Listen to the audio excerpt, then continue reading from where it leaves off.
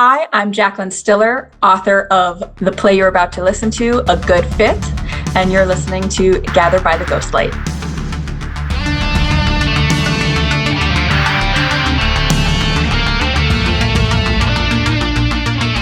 All right, welcome back to Gathered by the Ghostlight. I'm Jonathan Cook, your host, producer, and sometimes voice actor on this thing. And I'm Devin McSherry. That's it? Yep, that's all I got. All right, so we have a very special episode for you guys today. You say every episode is special. Every episode is special. Would you stop, Devin? All right. So this episode is special because the audio play you're about to hear is called A Good Fit, and its world premiere was in our Off Broad Street Short Play Festival that happened back in April right here in Augusta, Georgia. It's a romantic comedy written by Jaclyn Stiller. Yes, and Jaclyn Stiller is an actor, director, and now playwright based out of St. Paul, Minnesota. And okay, you are correct. It is a special episode because this is the very first script she's ever written. That's right. Now, the story takes place in a coffee shop where you're going to meet two ladies. One of them is there for a job interview, and the other is there for a blind date. They, however, accidentally sit at the wrong tables. Now, gather around the Ghostlight, sit back and enjoy. This is A Good Fit, written by Jaclyn Stiller. And be sure to stick around after the episode to hear an interview with the author. The quarterly number should be in your inbox. It was an attachment? There it is. Hey, any news on when they'll be done fumigating the office? No, yeah, it's fine. I'm just working from a coffee shop. Yes, I've scheduled the interviews to find the new admin assistant. Got the first one in a few minutes. Okay, we can circle back at end of day. Hey. No, I haven't seen him yet. His profile just had a bunch of pictures of him in a hat. No, that doesn't mean he's bald. It could just mean he really likes hats. Plus, it's perfectly fine to be bald. Hey, listen, if this date goes south, I'm going to need you to fake an emergency. Here goes nothing. Hi, are you John? Hi, yes, please, take a seat. Oh, not bald, thank God. Sorry? Nothing. You look nice. Oh, thank you. Give me 1 second to pull up my questions. You brought questions? Of course.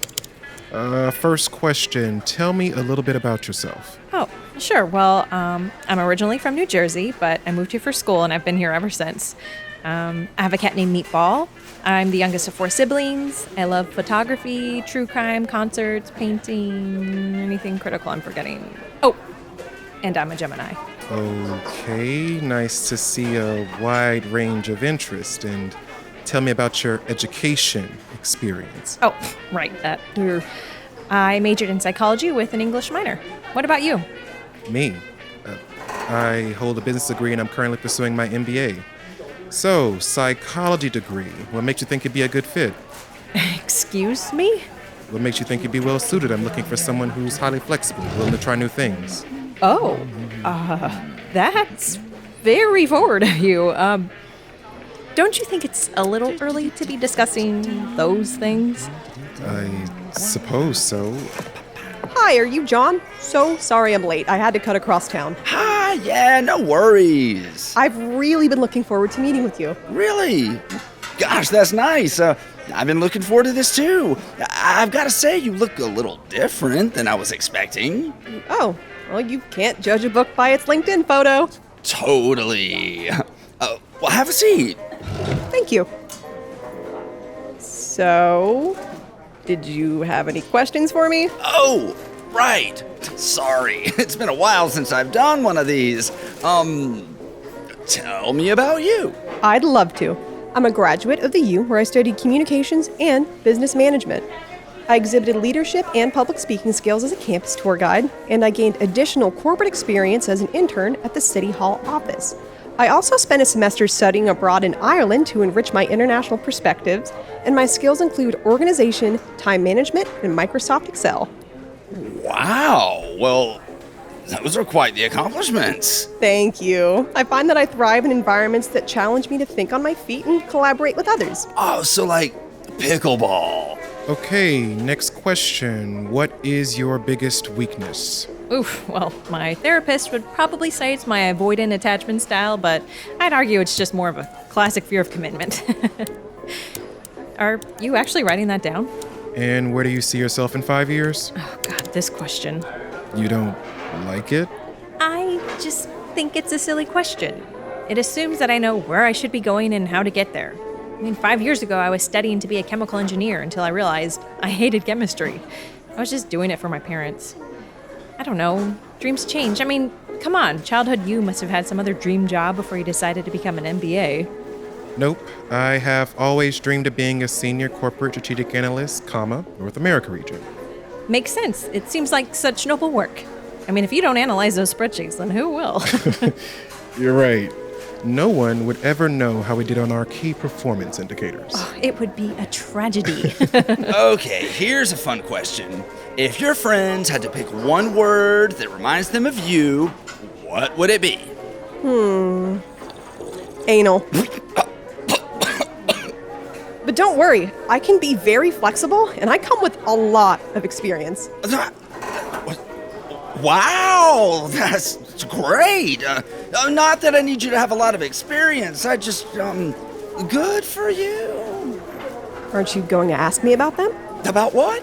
My past experiences. Oh, I don't know if we need to get into all that, unless there's something you really want to tell me, but I feel like we should get to know each other a little better before we start talking about our exes. I'm sorry. I'm confused. I should really mention, the last person left because of challenges with punctuality. To put it frankly, she always struggled to come on time. Would that be an issue for you? Will coming on time be an issue for me? I'm sorry. I promised myself I wouldn't bring up Hannah. It's just, she and I had a really good thing going until she left. But I promise you, I'm over her completely. And Hannah was the previous admin assistant? Why would you ask me something like that? No, we were dating, but I was told never to mention exes on a first date. That is a very normal question for a job interview. This is a job date? interview? I think I have the wrong John. I think I have your John. Oh my gosh, I'm so sorry. Oh my gosh, not again. It's fine. It's a little embarrassing. You have a great interview, and I'm gonna go over here. Every guy named John. Yeah, I know, right? Excuse me. I'm just gonna switch over here. I am so sorry. I think I'm supposed to be interviewing with you today. My name is Shannon Hoffland. Hi, you're John from Bumble, right? I'm Tessa. Yes, I'm not sure what just happened. Give me 1 second, I need to straighten out my notes. Oh, you're Tessa. That makes so much more sense. Yeah, sorry for the confusion. I was beginning to feel very underqualified. Okay, Shannon, why don't we start with you telling me about yourself? Well, I'm a graduate of the U, where I studied communications and business management. I exhibited leadership and public speaking skills where I was a campus tour guide. That's a good question. My desert island movie would have to be The Dark Knight for sure. Oh, I've never seen it. What? Oh my gosh, you have to watch it. Christopher Nolan is such a genius. He completely redefined the superhero genre. He made it so much more dark and gritty, and Heath Ledger is the perfect Joker. And why do you think it'd be a good fit as an admin assistant? Like I said earlier, I thrive in fast-paced environments that challenge me to adapt. Or maybe I said that to the other guy. Nevertheless, I believe my strong organizational skills and attention to detail perfectly align with the demands of this role. Great. See, the coolest thing about Christopher Nolan is that he doesn't use CGI. It's all practical effects. And then you pair that with the mind-bending narratives and the theoretical physics. Did you know that he did not even study physics? Oh, no, I didn't. He's such a genius! His movies are just masterpieces! We should watch one sometime. For sure. Oh, wait, what did you say? My biggest weakness is probably that I'm too much of a perfectionist. My friends have even called me anal. Oh, I heard it. Anyway, I can't stand when things aren't absolutely perfect. Yeah, I'm sure that must be a challenge for you. So, where do you see yourself in 5? Tell me something about you that isn't on your resume. Like what? Anything. What's something about you that's not on your resume but is part of who you are? I tap dance. Tap dance. I did it competitively in college, but now just for fun. I like that it's structured and every movement has a distinct purpose. And when you put it all together and really look at it, you realize you're a percussionist as well as a dancer. You're part of the song. But I don't know what that has to do with being an admin assistant. I don't either, but that's really neat. I'm so sorry. That was my roommate on the phone. Apparently my cat is having an asthma attack. She has feline bronchitis. Oh, I hope everything's all right. Should I call you? No, don't worry about it. I'll be in touch. Well, it was really nice meeting you. I think that went well. Those are all the questions I have for you. It was a pleasure meeting you today, Shannon, despite her little mix-up earlier. Yes, I feel bad for the girl who didn't realize she was in a job interview. She actually did all right. She was funny. Well, you'll be hearing from us in about a week or two. Thank you again for coming in. Thank you. Have a nice day. Well, that was interesting. Forgot my purse. How was your interview? Good. I think she'll be a good fit. How was your date? We've decided to go in a different direction. Sorry to hear that. Meh. Well, bye. Actually, if you're still accepting other candidates, would you possibly consider me? Yeah, okay. Nice to meet you, John. Nice to meet you too. Tessa. Tessa. So, tell me about yourself. That was A Good Fit, written by Jaclyn Stiller. It was performed by Marian Thibodeau as Tessa, Amy Thorne as Shannon, Sol Baird as John, and Andre Williams as the other John. All right, so with us now is the writer of the story you just heard. She is an actor, a director based out of St. Paul, Minnesota, and she only recently joined the playwriting community. And the play that you just heard is the first play she's written, A Good Fit. Ladies and gentlemen, this is Jaclyn Stiller. How are you? How are you? Doing good, doing Great. good. Thanks for being here. Yeah, good to be here. This is my first time having like a live interview about the play, so we'll see what comes to my mind, but it's really exciting. Are you new to writing in general or just playwriting? Have you written anything else, any sort of prose stuff, poetry, anything like that?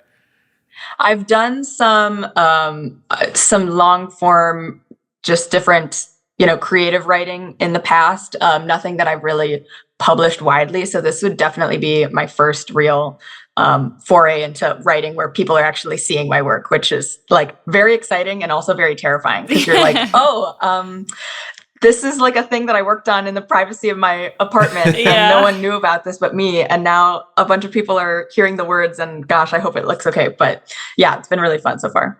Very cool. So you may be new to playwriting, but you're not new to theater because you've done some acting and directing. So tell us about your introduction into theater and then your journey to where you are today with writing your first play and all that. I like to say that my introduction to theater was when I was about like 7 years old and I watched my dad in a community theater production of Cats. And he was Skimbleshanks the railway cat. And that's just a very formative experience to see your dad in tights like that. And so as a kid, I watched that and I thought, okay, that's like the coolest thing that you can grow up to do is community theater. I was just immediately hooked. So after that, my whole life I've been doing theater in camps and in school and in community theater as much as possible. In college, I took some theater classes, did some different productions in college. And then after coming out of college, it's just always been trying to do as much theater as I can manage in my free time. And then, this past year has been both my, directing debut and then my playwriting debut. So just kind of getting to explore other aspects of building a theatrical production and kind of understanding what those different crafts are around it as well. That's awesome. So what show did you direct? There was, one of the community theaters in the Twin Cities area does a short play festival. So I got to be a director on their short play festival. I was also a script reviewer. So I helped to select the plays that we ended up performing. And that's actually how I then decided I wanted to start writing short plays as well. As after reading so many of them, I started to see the patterns in them and see, oh, I could, I like what this person did. I think I could improve on what that person did. And it kind of gave me this itch. So that's how it all started. Very cool. And what university did you go to? And did you get a theater degree, or were you doing something else and just kind of doing theater on the side as a hobby, or how did that work out for you? I went to Iowa State University in Ames, Iowa, and I did not get a theater degree. I was probably close to getting a performing arts minor, but my major was engineering. And so that takes a little bit of time, and I didn't want to delay my graduation so that I could take more theater classes, even though they were definitely like the most fun classes that I took in college by far. Of course. Gotcha. All right, so let's talk about the play that everyone just heard, the first play you've written, A Good Fit. This is, it kind of starts off very kind of farcical with this case of mistaken identity. You got these two ladies that arrive at this coffee shop. One thinks they're at a job interview. The other thinks they're on a blind date. And the way you set this up, the structure, it's so funny. So give us sort of your insight of how your process with coming up with this story. I love dramatic irony, and I love when the audience knows something that the actors or the characters don't. That just like tickles me when I'm watching a play. So I wanted to come up with something where we had that, and I had a different play kind of as inspiration of just sort of mistaken identity. And so I wanted to see where I could find, what are things that are really similar and could easily get mistaken. And I think I'm 26 and I've gone through my fair share of Bumble and Hinge dates, as well as job interviews. And so they feel so similar at times of like, oh, I'm in a job interview, but like, we're also kind of figuring out if we vibe, or, oh, I'm on a date, but I've got certain like questions that I need to ask you to figure out if we're a good fit. So, it kind of started with that. And then, it all sort of spilled out once I thought of that idea. Yeah, I really liked that the questions worked in both situations, but also, well, like you said, communicated something different to the audience than necessarily the characters heard. Yeah, because they could be job interview questions, or is it an inappropriate blind date question? Yeah. So I like the way that you set up the humor in that. Great job on that. Every time I revised this script, I tried to add more jokes and just push a little bit farther and sneak something else in a different way. So by the end, I thought it was really funny when I would just like be laughing to myself while I was writing it. And then getting to see it performed for the first time and hearing other people laugh was like, that's just like a shot of adrenaline right there to get to hear other people react to it. Yeah. That's what's cool about theater and about art is, I can build something and hand it off and then see how someone else takes it and, makes it their own or adapts it in the way that they need to. So I wasn't thinking about audio plays when I wrote it, but it's really cool that it's now in that format, and to experience that in a fresh way is going to be really exciting.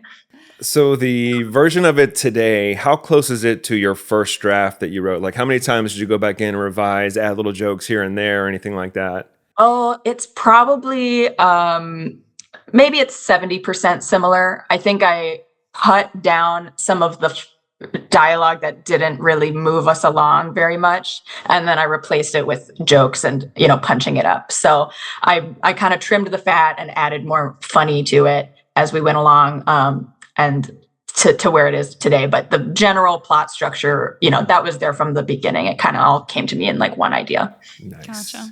And this is a play that you've been submitting out, and you submitted it to our Off Broad Street Short Play Festival, which we did back in April, which when I first read the script, I had no idea this was from a brand new writer. Yeah. This was her first play, and we just thought it was so great, and we chose it for the festival, which we didn't know at the time, but it was the world premiere of the play that we did here in Augusta.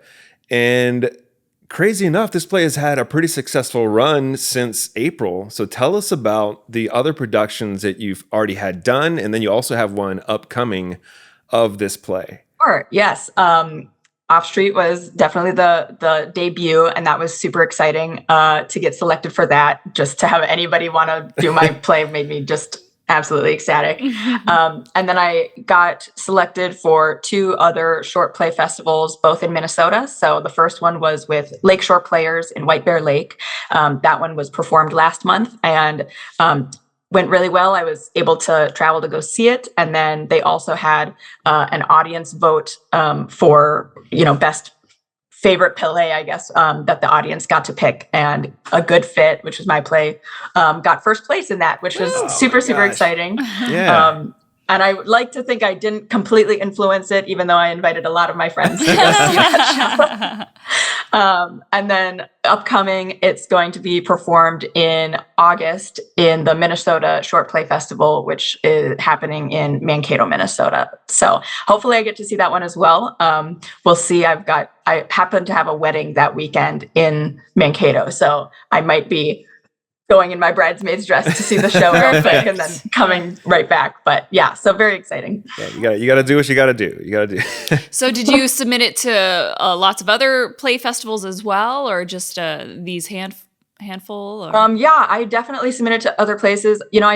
I like I said, it kind of went 70% of my original draft is in the current version. So as I was revising it, I was sort of sending it to places. So there's people who have the older draft, different versions. And I think I'm finding that it's where it's at right now is where it's getting picked up the most and is having the most success. So I definitely feel like I've found the sweet spot for this script. But I kind of went with quantity and just thought, if I send it to as many places as I can, maybe someone will like it. And I've just been blown away with the response so far. And as someone who also sends out my scripts to a lot of festivals, I know you're probably still waiting to hear back from a good many of them, especially if you send out a bunch. I definitely know what that's like.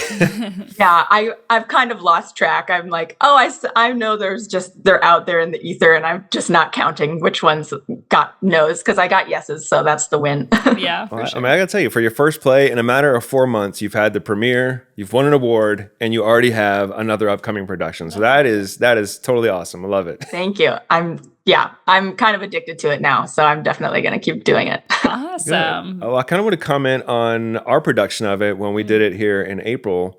The audio play version that everyone just heard, that's actually the same cast that we used in our stage version. When we told them we were doing this, they were all gung-ho about doing this script again. They love it so much, and they had no hesitation about diving back into these characters. But at our short play festival where this premiered, your play, A Good Fit, was one of the audience favorites of the night. It was the one that people were still talking about after the show was over, about how funny it was. And it was the first one in the lineup. So you pretty much started the show off really strong with this comedy that everyone got to absorb.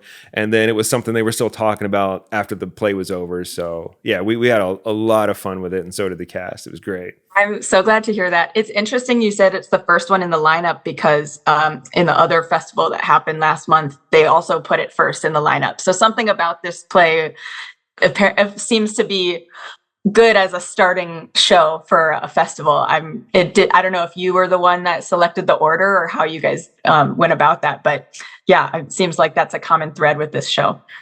It's a good show starter because it gets people, warmed up a little bit, and the comedy is right on point, and the way you wrap it up at the end with I forget John, of course. I was about to say I forgot his name, but no, it's John.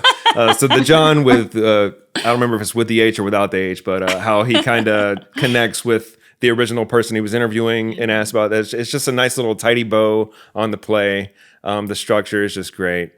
I think everyone can relate to it because we've all been in a situation where either you're on a date or at an interview. So it's definitely something that everyone can relate to. I feel like I'm a hopeless romantic, so I feel like all my plays will probably have some level of like, and do they get together at the end? Like maybe. Sure. Because I just like to have that little like, oh, maybe there's a little something that's going on.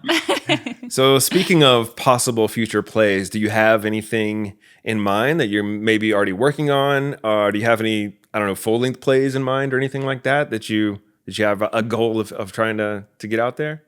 Yeah, right now I have a few different half-baked ideas, and they all seem to center on taking place during a holiday. And so I think I would love to attack that, dig into that more, and see if I can come up with, maybe a series of short vignettes that can tie together into being presented as a full-length play, or could be independently presented for a short play festival like that one. So that's the current idea. I've got a few different holidays pegged right now. And then every day that I come up with something different, I kind of throw it in my phone and start frantically typing. So nothing is fully ready to be shared yet, but that's the next project. Well, when it is ready to be shared, make sure you send it to us, because we're fans. We're fans of your work. You have one play so far, but we're fans. Yeah. Do you still do acting and all that? Are you acting in any productions coming up, or? I do still act. I'm not doing any right now. I'm taking the summer off. Summertime in Minnesota is the best weather. So we have to appreciate it while we can, because it gets real, real cold after that. So that's usually when I try to do a play and actually be acting in it, is when I don't care about being indoors every night and just let that be my whole reason that I leave my apartment. So that'll be my fall and my winter, is getting back into doing another production. But right now I'm just trying to enjoy the sun. Gotcha. It's the opposite here. We cannot be outside right now. It's too hot. Yeah, we're in Georgia. It's like it's so hot outside right now. So I don't know. I'm constantly freezing cold, so it sounds like I'm probably like Georgia. So as far as your acting background, are there any roles that you've played that have been particular favorites, or are there any roles that you have your eye on that maybe you want to play in the future, or anything like that? Yeah. So a couple of favorites would be when I was in college, I got to be in Our Town, which is not everyone's favorite play. It's a very long show, but doing it over and over again, and that's just a straight play, has really, brought an affection out for me of that one.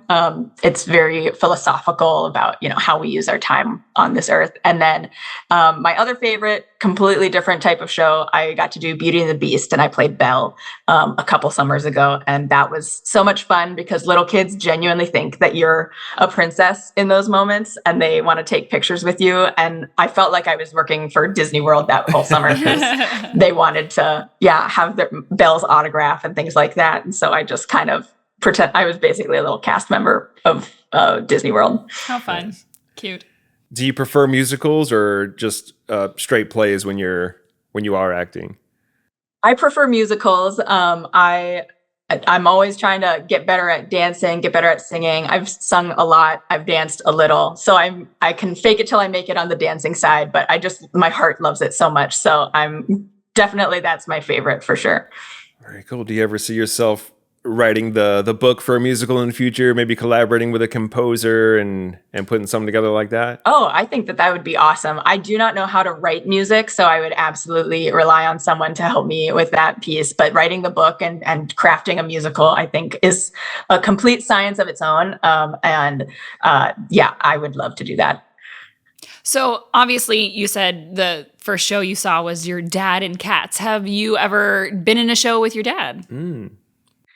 Yes, when I was something like 12 years old, my whole family decided to do a show together. So my sisters, my mom, my dad, we all did Annie, Get Your Gun, which is a very old show, which does not get put on anymore because it did not age well.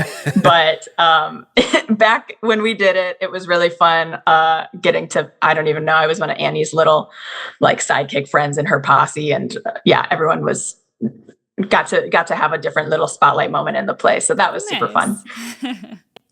As far as the genres that you enjoy, I know a good fit's romantic comedy. So would you kind of hover around that genre with anything in the future that you write, or are you into like horror or drama or anything else like that? Or I think that while I respect horror, I'm a scaredy cat, so I probably would stay away from that. But I think drama, it would be really interesting. To me, the excitement comes out of what emotion can I evoke from the audience? Can I evoke an emotion from the audience? And I feel like humor is, a really addictive one to grab. And if I can be a romance too, and you hear a little "aw" from the audience, that's a huge win. And if it gets an audience to cry, that would maybe be the next challenge that I would try to do, is if I could, pull on some heartstrings in a way that has the audience, connecting with it in that piece. So that's the next challenge that I want to try to uncover. And I don't know that I've quite cracked it yet, but that's the genre I see myself in is, can I make them laugh? Can I make them cry? Well, you definitely have a talent for it. Yeah. Yeah. You had our audiences laughing. Yay. So. Now, the writers out there, is there anyone you're particularly inspired by, whether it be a playwright, a novelist, or are there any writers that really get your creative juices flowing that just inspires you for when you're writing your own works? Yeah, I really like try to be more natural dialogue, or feel like it's not so campy. This obviously is a little bit of a farce with a good fit. I'd say right now I'm just so obsessed with Fleabag and Phoebe Waller-Bridge and that style, which is so unique and so her own.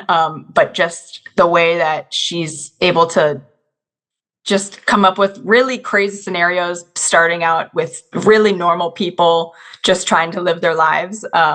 That just itches my brain in a really specific way. So yeah, I'd say she's a big inspiration. And then beyond that, yeah, I think I need to read 10 million more things. Oscar Wilde is, on the other end of the spectrum, but just like in a comedic way, importance of being earnest level of just zany comedy is also so fun. Yeah. Nice.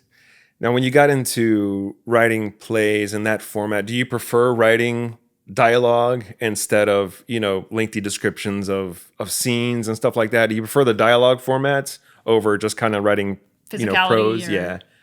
Yeah, I definitely prefer dialogue. I think even when I'm writing prose or writing longer stories, I'm starting with dialogue and I'm trying to structure it like a scene if I was going to see it in a movie or in a play, to try to find those dramatic beats and things like that, and rather than just kind of that exploratory write and see what happens.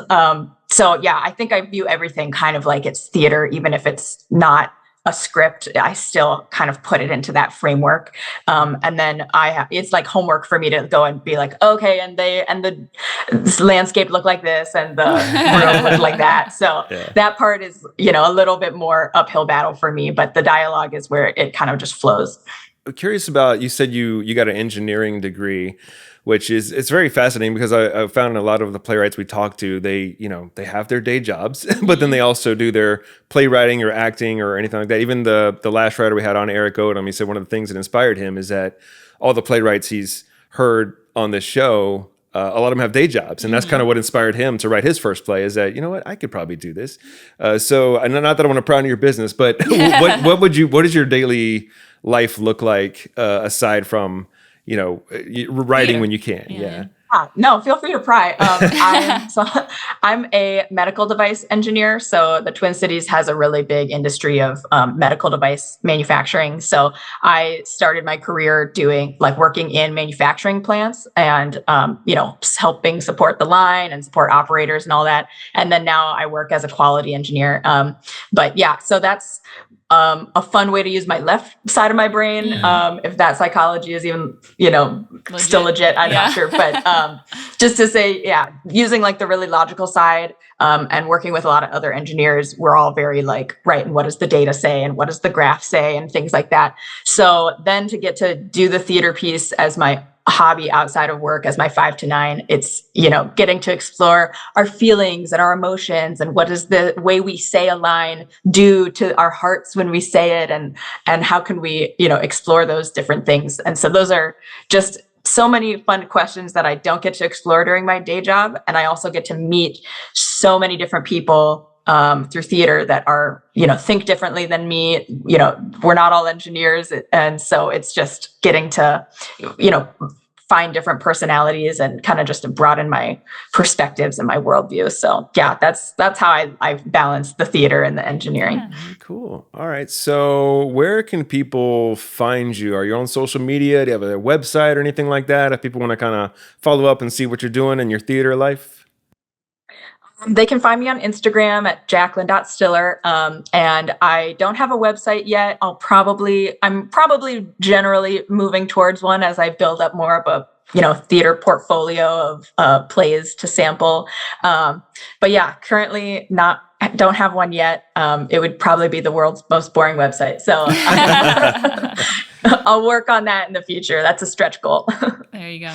Well, one thing you've probably heard us talk about on other episodes that you've listened to is the New Play Exchange, which is a great resource for especially new writers, getting your works out there. Your peers are pretty much able to read your work and they can give recommendations. And then also you can read other people's works and kind of get, see what creativity other people have and how they structure their plays. So. Yeah, kind of like how you mentioned that you were helping to select plays and reading through all of them just helped you come up with how you want to format and stuff like that. It's a great way to, you can just have like a reader's profile or a writer and put your own stuff up there. So yeah. Sounds good. I definitely valued reading. I think reading a lot of plays helps write better plays. So that makes total sense to me. So I'll look into it. All right. Well, Jaclyn, thank you for joining us. Keep creating. I can't wait to read your second play that you write. Definitely send that to us and all the plays that you're going to write after that. Because, you got a talent for it. I hope you stick with it and you get some more productions out of Good Fit and everything you got going on in the future. Thank you so much. I'm a fan of you guys. I think it's really cool what you guys are doing too. So thanks so much for having me on. Thank you all for listening. And if you are associated with a theater and you would like to produce the play you heard today on your stage, send an email to gatherbytheghostlight@gmail.com to get connected with the playwright. And if you'd like to continue to help us grow and you want more video content, please subscribe to the Gather by the Ghostlight channel on YouTube. And if you'd like to have some cool Gather by the Ghostlight merchandise, t-shirts are available at the merchandise link in the show notes. You can also find the Gather by the Ghostlight annual companion books available at Amazon. Intro and outro music, as always, is provided by artist JK47. And if you enjoy this podcast, maybe you're a longtime listener, or maybe this is the first episode you've ever heard, let us know. Please leave us a rating or a review in all the places that you can. That kind of activity, it really does help us get discovered by more listeners like you. And also be sure to follow Gather by the Ghostlight on social media to stay up to date on new episodes. I'm Jonathan Cook, and as always, stay safe. And I'll see you next time we gather by the Ghostlight.